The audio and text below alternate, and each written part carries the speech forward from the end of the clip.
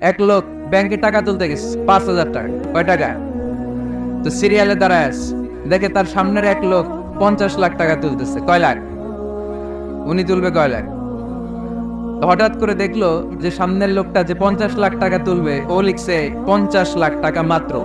যত বড় অঙ্কই হোক, শেষে কি লিখতে হয়? তো ক্যাশের মধ্যে লিখছে, চেকের মধ্যে, যে 50 লক্ষ টাকা মাত্র। 50 লক্ষ টাকা মাত্র। তো তারপর ওর চেক নিয়ে ও ক্যাশ কাউন্টারে দিছে।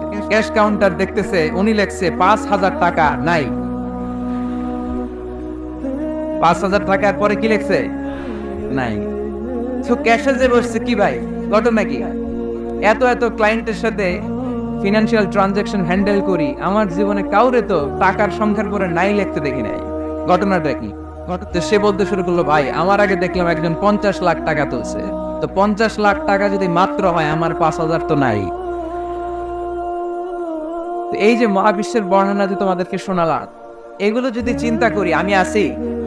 আমি নাই, আমি নাই, কিছুই না, আমি কিছু তুচ্ছ, আমি কত নগণ্য, আমি কত নগণ্য। এই মহাবিশ্বকে মহাবিস্ফোরণের মাধ্যমে তৈরি করেছে কে?